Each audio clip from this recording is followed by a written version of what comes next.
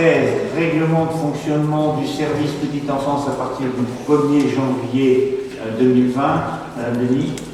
Oui, alors le règlement de fonctionnement qui est établi pour l'ensemble des structures.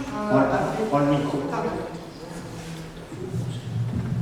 Donc le règlement de fonctionnement précédent avait été établi au mois d'avril 2018 et il regroupait le fonctionnement de toutes les structures.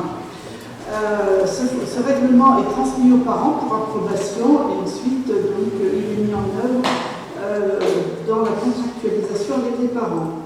Il a été modifié en septembre là, pour tenir compte des demandes de la CAF.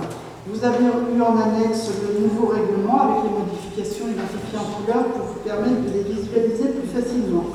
Je ne vais pas vous redire toutes les modifications. En clair, donc, nous avons des précisions quant aux fermetures.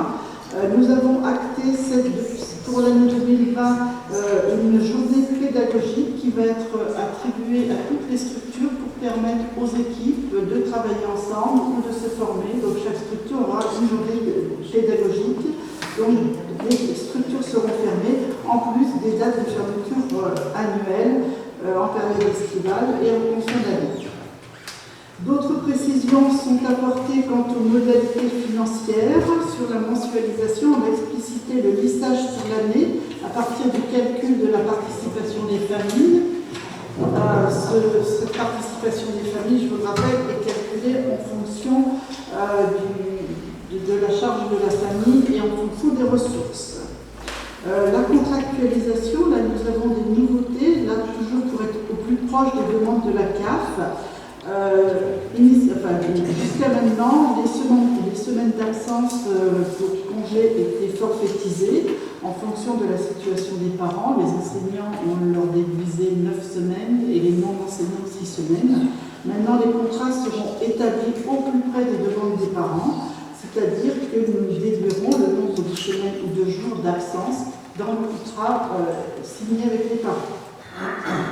Nous avons aussi acté un certain nombre de précisions quant au respect des horaires notés sur les contrats, certains parents ne respectant pas toujours les horaires, quant au préavis en cas de départ et quant à l'information sur une absence non motivée au bout de 8 jours d'absence non motivée non justifiée. Je précise bien en dehors de la maladie de l'hospitalisation, nous considérerons que la classe peut être réutilisée pour d'autres enfants. Le nouveau règlement intègre par ailleurs de nouvelles modalités de calcul de participation des familles dans les crèches collectives et dans la micro-crèche, mises en place par la CAF et qui font l'objet de la délibération suivante. Donc la commission petite enfance se réunit le 6 septembre. Propose au conseil municipal d'approuver le nouveau règlement de fonctionnement des structures petite enfance et d'autoriser M. le maire, moi-même en son absence, à le signer, donc il sera applicable à partir du 1er janvier 2020. Des questions sur ces évolutions? Non. Opposition? Abstention? Je vous remercie. Point numéro 14, calcul des participations familiales dans les crèches collectives et micro-crèches pour la période 2019-2022. On va demander à Michel de nous faire une explication sans nous lire tous les chiffres des tableaux. Parce que je pense que je plains le public, parce que nous, à la limite, on a les yeux pour se faire. Nous sommes des 5 pour donner pour le public, nous avons des chiffres, des fois 5 chiffres derrière la virgule en pourcentage, donc ça devient des chiffres. Bon, c'est des chiffres. Ça va quand c'est l'ordinateur qui fait les calculs. Allez, Michel. Alors, le calcul des participations familiales pour les structures de la petite enfance se fait donc selon un barème calculé par la CAF qui nous est imposé. Il est déterminé pour chaque famille en fonction du nombre d'enfants à charge et selon le taux d'effort appliqué aux ressources. Donc, ce barème va évoluer, normalement, il va évoluer au 1er janvier 2019. Il va être mis en place au 1er septembre 2019 et ensuite tous les ans il va être réajusté. La CAF nous a fourni les barèmes. 3 structures de la ville sont concernées par ces modifications, donc les 2 multicrèches Pladette et Escalette et la micro-crèche La Coquinette. Aucun changement pour la crèche familiale par rapport à ces modifications. La tarification donc, se fait à partir d'un taux d'effort, un pourcentage qui est calculé sur les ressources mensuelles. Alors, la CAF a déterminé un plancher de ressources qui est à 750,27 € par mois et un plafond de ressources qui est à, pour un enfant à 4 874,62 jusqu'en août 2019. Et après, donc la CAF n'a pas déterminé les planchers au-delà du 1er janvier 2020, mais il a déterminé les plafonds au-delà de cette date. En clair, les ressources, en fonction des ressources, au 1er septembre, le tarif horaire pour un enfant, enfin, pour les familles qui n'ont qu'un enfant, se situe selon les ressources entre 0,43 € de l'heure et 3,21 € selon les ressources.